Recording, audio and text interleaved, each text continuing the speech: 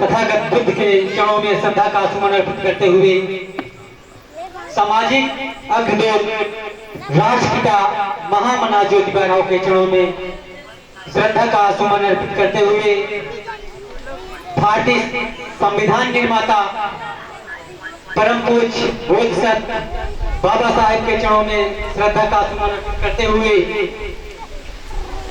मनुवाद की हड्डियां तोड़ने वाले पेरियार ईडी रामास्वामी नायकर साहब को चरणों में श्रद्धा का सुमन अर्पित करते हुए तथा बहुजन समाज में जन्मे सभी महापुरुषों के चरणों में श्रद्धा का सुमन अर्पित करते हुए आज के अध्यक्षता कर रहे अध्यक्ष महोदय एवं मंच पर उपस्थित मुख्य अतिथि एवं विशेष अतिथि आप सभी का स्वागत अभिनंदन करते हुए यहाँ पर उपस्थित माताएं एवं बहनों, पिता तुल नन्हे मुन्ने बच्चे सभी को धन्यवाद करता हूँ।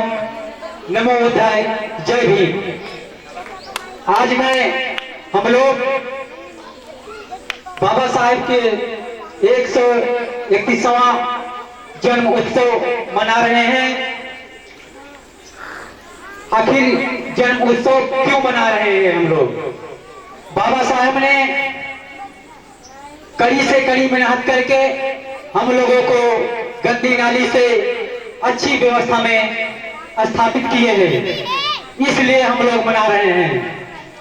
बाबा साहेब का जन्म उत्सव विश्व में मना रहे हैं, लेकिन जो सम्मान बाबा साहेब को इस भारत देश के धरती पर मिलना चाहिए वो सम्मान यहाँ के लोगों ने नहीं दिया और लोग इस पार्टी का विरोध करते हैं। बाबा साहेब ने कहा शिक्षित बनो, संगठित रहो, संघर्ष करो। तो भारत राष्ट्र डेमोक्रेटिक पार्टी 4 मुद्दे दी: शिक्षा, स्वास्थ्य, राष्ट्रीयकरण, शिक्षा, स्वास्थ्य, राष्ट्रीयकरण और भागीदारी। ये पार्टी तब नहीं थी जब ये 4 मुद्दा अन्य पार्टियों को सामने रखी, कोई पार्टी लेने के लिए तैयार नहीं हुई। इसलिए जब अपना हक और अधिकार कोई देगा नहीं तो उसे छीनना पड़ेगा। हम लोगों को पार्टी स्वयं बनाकर लड़ना पड़ेगा।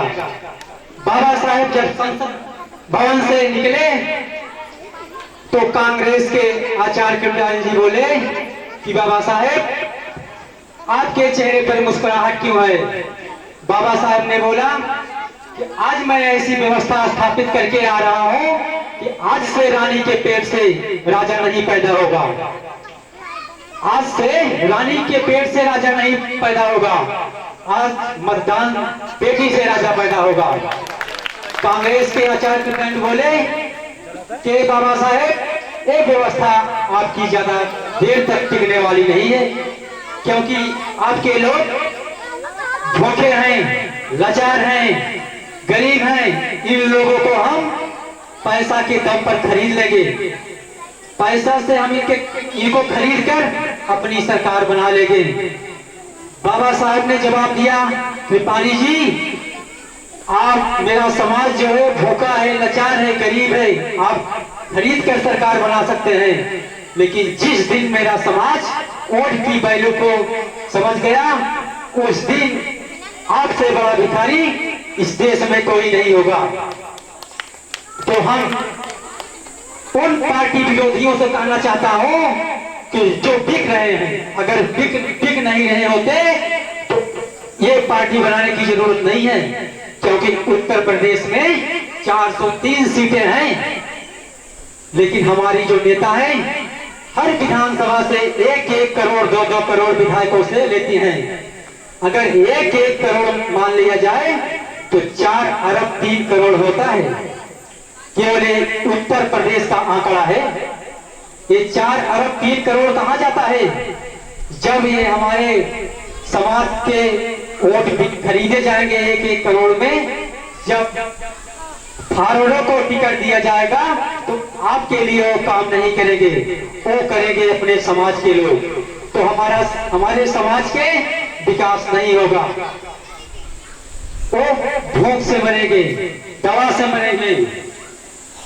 तो मेरा समय समाप्त। तो अभी ना खून खौला तो खून नहीं पानी है, अभी ना खून खौला तो खून नहीं पानी है। जो बाबा साहब का मिशन में काम लाया है उसकी बेकार जवानी है, उसकी बेकार जवानी है।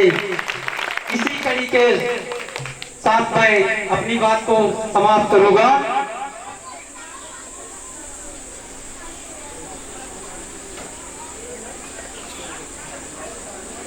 तबाह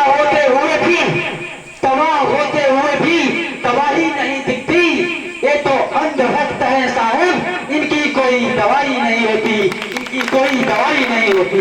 धन्यवाद। बहुत बहुत स्वागत भाई अध्यक्ष महोदय। सच कहने के लिए किसी शपथ की जरूरत नहीं होती, सच कहने के लिए किसी शपथ की जरूरत नहीं होती। नदियों को आगे बढ़ने के लिए किसी पथ की जरूरत नहीं होती। जो बढ़ते हैं इस जमाने में अपने मजबूत इरादों के साथ, उन्हें आगे बढ़ने के लिए किसी रथ की जरूरत नहीं होती, किसी रथ की जरूरत नहीं होती। अब मेरी गानों के साथ आहूत करते हैं मान्यवर राजवाड़ी निगम क्रांति सदस्य गांव से आपका जोड़ा तले के स्वागत। आप आए अपने मुखारबिन से सभा को संबोधित करें।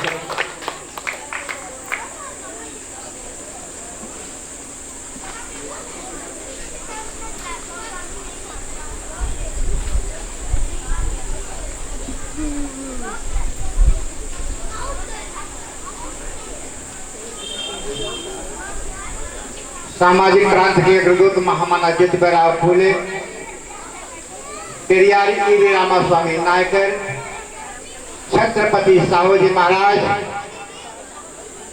परम पूज्य बाबा साहब डॉक्टर अम्बेडकर के चरणों में श्रद्धा सुमन समर्पित करते हुए आज इस बरपुर ग्राम सभा के अंतर्गत आज इस विद्यालय के प्रांगण में परम पूज्य बाबा साहब डॉक्टर अम्बेडकर जी का 131वां जन्म दिवस का कार्यक्रम बड़े हर्षोल्लास के वातावरण में संपन्न किया जा रहा है। आज के इस कार्यक्रम के सम्मानित अध्यक्ष जी और हमारे इस कार्यक्रम के मुख्य अतिथि जी और हमारे बीच में विराजमान विशिष्ट अतिथिगण और बखूबी संचालन कर रहे हमारे डॉक्टर साहब जी, और इधर सामने बैठे हुए हमारे बीच में माताओं, बहनों, भाइयों एवं प्रिय बच्चों, आपका हार्दिक स्वागत, वंदन, अभिनंदन करता हूं। साथियों, बाबा साहब डॉक्टर अम्बेडकर का जन्म दिवस हम किस रूप में मानते हैं, किस रूप में लेते हैं? क्योंकि बाबा साहब डॉक्टर अम्बेडकर अपनी जिंदगी में कभी भी चैन से सोए नहीं, कभी भी चैन की नींद लिए नहीं। और सारा जो दुखों का एक समूह रहा, दुख, सारा दुख बाबा साहब अपने ऊपर लेकर के इस समाज का कायाकल्प किया, जिस समाज में हमारे इस देश में, दुनिया में तो नहीं लेकिन हमारे भारत देश में इंसान के रूप में जन्म लेने के बाद भी इंसान कहलाने के हकदार यह समाज नहीं रहा। ऐसा मजलूम समाज, ऐसा लाचार समाज, इतना दुखी और इतना पीड़ित समाज, जिसको मानव कहलाने का हक नहीं, जिसे अपने आप को इंसान कहने का हक नहीं, इतनी मानवीयता यहाँ बर्बरता थी कि आप अपने को मानव नहीं कहला सकते थे। आपके परछाई से घिरा, आपके छूने से घिरा, आप गंदी नाली के समान इंसान की योनि में आप माने नहीं गए। जैसे कीड़ा होता हो वैसा आप पानी पीने के लिए बाबा साहब डॉक्टर अम्बेडकर को संघर्ष करना पड़ा। जिस तालाब में कुत्ते, बिल्ली, सुअर और जंगली जीव पानी पी सकते थे, उसमें आप पानी नहीं पी सकते थे। परम पूज्य बाबा साहब डॉक्टर अम्बेडकर को महार तालाब के लिए सत्याग्रह करना पड़ा। बहुत, अगर बाबा साहब के संबंध में चर्चा की जाए तो उसकी पत्नियों का अंबार लगा हुआ है। लेकिन एक ऐसा मसीहा जो इस मानव समाज के लिए अपने जीवन को कुर्बान करने के लिए तैयार रहा, और वह मसीहा आपकी जिंदगी के लिए अपनी जिंदगी को कुर्बान किया। 4 बच्चों का असमय में मौत हो जाए और मौत के बाद वह इंसान इधर गोल्डमेन लंदन में जाना था, उधर बच्चा बीमार होकर मर गया। मरने के बाद बाबा साहब डॉक्टर अम्बेडकर आपके लिए उस बच्चे को छोड़ करके लंदन चले जाते हैं। क्या है आपके लिए सोचने का विषय नहीं है? हमारे तो ठीक है, आ जाए हल्का सा बुखार आ जाए तो तबीयत ठीक नहीं है भाई, क्या मतलब है, क्या जरूरत है? क्योंकि बाबा साहब की वजह से कुछ लोग ऐशो आराम की जिंदगी पा चुके हैं। जब उनको ऐशो आराम की जिंदगी मिल गई तो तपती हुई धूप उनको क्यों सहन होगी? उनको कड़ाके की ठंड क्यों बर्दाश्त होगी? उनको ठंडक महसूस होती है, उनको गर्मी महसूस होती है। लेकिन बाबा साहब डॉक्टर अम्बेडकर आपके लिए सारे समयों में उनको हमेशा तपन और भूख सब कुछ भूल गया। 18 घंटे तक लगातार पढ़ने वाले परम पूज्य बाबा साहब डॉक्टर अम्बेडकर कहाँ नहीं अपमान झेला है आपके लिए। अगर बाबा साहब डॉक्टर अम्बेडकर अपने लिए चाहे होते कि मेरी जिंदगी सुख चैन की बीत जाए, तो बाबा साहब की जिंदगी सुख चैन की व्यतीत हो ही जाती। वो तो दुनिया में बाहर पढ़ने गए थे और भारत के बाहर जब पढ़े उन्हें इंसानी जिंदगी का हक मिला। कैसा महसूस किया? बाबा साहब एक ऐसा विज्ञान, निर्विज्ञान के छात्र थे। निर्विज्ञान मानव विज्ञान, मनुष्यता का कैसे विकास होता है, इसके संबंध में बाबा साहब डॉक्टर अम्बेडकर से ज्यादा दुनिया में कोई जानता ही नहीं है। उसको बाबा साहब जानते हैं। इसे निरीह कमजोर समाज के लोगों को इंसान बनाया बाबा साहब डॉक्टर भीमराव अम्बेडकर ने। अगर आपको इंसान बनाया है तो आपकी जिम्मेदारी है कि आने वाली पीढ़ी आपकी गुलाम ना हो जाए। हम अपनी इन माताओं बहनों से गुजारिश करेंगे कि जिस बच्चे का लालन पालन आप बड़े ही स्नेह और प्यार से करती हैं, यह बच्चा आने वाले समय में गुलाम ना हो जाए, इसके लिए आपको कड़ा कदम उठाना पड़ेगा। अगर आप खड़े हो जाएं तो दुनिया की कोई ताकत नहीं जो आपको, आपके बच्चे को गुलाम बना दे। आप गुलामी से तोड़ने के लिए, गुलामी का रास्ता तोड़ने के लिए आपको खड़ा होना पड़ेगा। क्योंकि बाबा साहब डॉक्टर अम्बेडकर ने भारतीय संविधान में सारे अधिकारों से लैस कर दिया, लेकिन आप उस अधिकारों को लेने के लिए खड़ी हो जाएं। अभी आपको पता होगा कि आपके देश में जिस लोगों को हमने चुन करके पार्लियामेंट में और विधानसभाओं में भेजा कि हमारी आवाज बनेंगे, लेकिन लोगों ने हमारे समाज के साथ छल किया है, गद्दारी किया है। और ऐसे गद्दारों को हम जब तक महिमा मंडित करेंगे, फिर इस समाज का कायाकल्प कौन करेगा? जिसकी जिम्मेदारी है, जिसको हमने दिया जिम्मेदारी और उसने उसका निर्वाह नहीं किया, ऐसे लोगों को हम गद्दार कहते हैं। और इन गद्दारों को ये हमारा समाज शायद अब समझ पाया है कि हम इनको लेकर के अगर विधानसभा में पार्लियामेंट में भेजते रहेंगे, इस समाज का नस काट देंगे, ये समाज उठ नहीं पाएगा। ऐसी परिस्थिति में हमारा समाज अब ये जागने की स्थिति में आया है कि आज जो शिक्षा व्यवस्था आपकी है उसको उसने चकनाचूर कर दिया। संविधान की धारा 45 इसने कमजोर कर डाला। और जिसने बाबा साहब डॉक्टर अम्बेडकर ने अपने तमाम संघर्षों के बाद उन ब्राह्मणवादी व्यवस्था के लोगों से संघर्ष करके उन्होंने एक विधि तैयार किया। संविधान की धारा 45 में लिखा कि हमारे देश में ये राज्य सरकार की जिम्मेदारी होगी, जब से बच्चा पढ़ने लायक होता है, यानी 0 से 14 वर्ष तक के बच्चों को निःशुल्क अनिवार्य शिक्षा का प्रावधान राज्य सरकार करेगी। लेकिन यह धारा लागू ही नहीं हुई, बगैर लागू हुए ही यह संशोधित हो गया।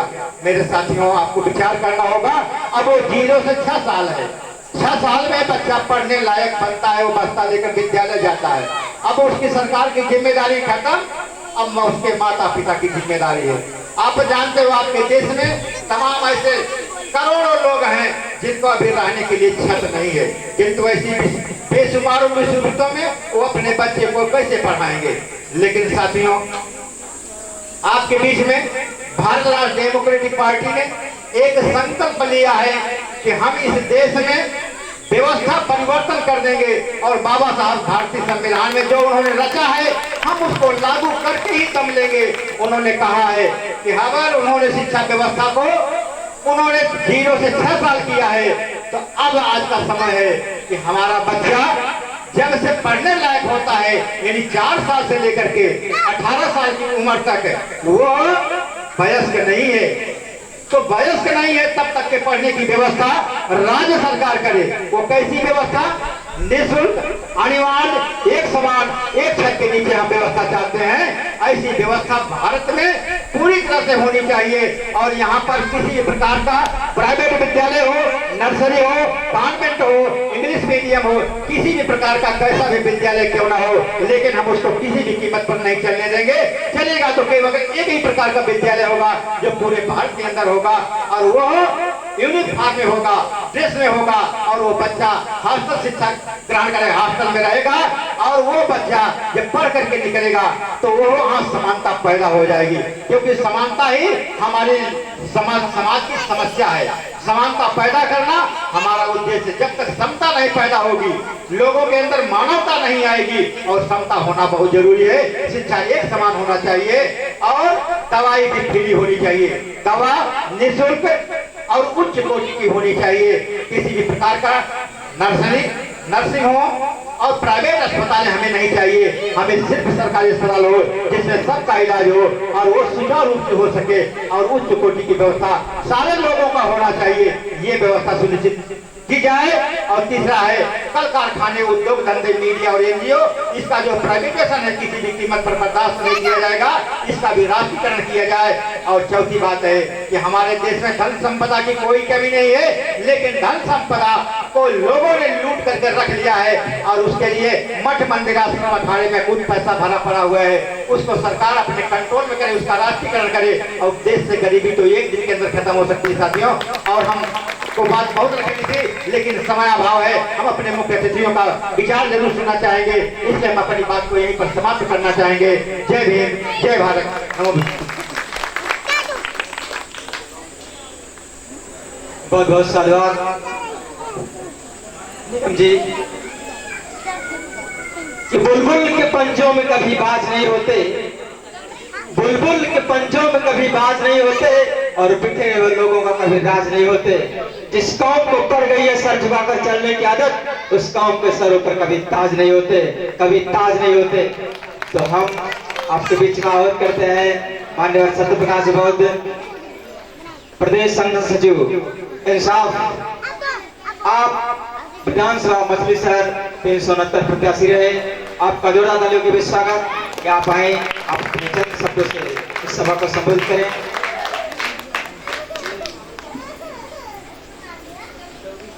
सर्वप्रथम गंगा के सागर गौतम बुद्ध को नमन करते हुए भारतीय संविधान के रचयिता डॉक्टर भीमराव अंबेडकर जी को भी श्रद्धा सुमन समर्पित करता हूं। साथ साथ हमारे जो महामना ज्योतिबा फूले हैं, सावित्रीबाई फूले हैं, इन्होंने हमारे समाज के लिए जो भी शिक्षा का प्रावधान किया, इसलिए मैं उनको भी नमन वंदन करता हूं। क्योंकि समय नहीं है, कुछ कहने की भी हिम्मत नहीं है, क्योंकि हमारे जो अतिथिगण आए हैं उनको समय से पहले हमें छोड़ना चाहिए था, लेकिन समय ज्यादा हो गया है, मैं कुछ नहीं बोलूंगा। जय भीम।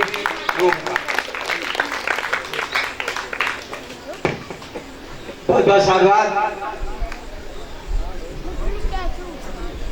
बहुत जी, आप 92 साल की अवस्था में ये वजह से आप काम करते हैं, आपको देखकर हम युवाओं को ताकत मिलती है कि आप जैसे योद्धा मैदान में खड़े हो जाए तो हमें शर्मानी चाहिए। और इधर कुछ लोग तो इधर कह रहे भाई हम संन्यास लेंगे, इधर हमारी उम्र 60 एवं हो गई है, भाई हम 70-72 के हो गए हैं, अब हम संन्यास लेंगे। लेकिन प्रेरणा हम बहुत जिससे लेते हैं कि जिनकी उम्र इधर 90 से ऊपर है, 92 साल का हो गए हैं, उनको हम देख करके प्रेरित होते हैं। आप इस अवस्था में इधर 50 किलोमीटर साइकिल चलाते हैं, तो भाई आपसे हम प्रेरित होते हैं, हम युवाओं को आपसे ऊर्जा मिलती है। तो हम आपके बीच में विशुद्ध मान्यवर शेषराज सिंह कुमार, राष्ट्रीय महासचिव भारतीय डेमोक्रेटिक पार्टी, आपका जोरदार तालियों के स्वागत करता है। आपने बुखार भी सभा को संबोधित करें।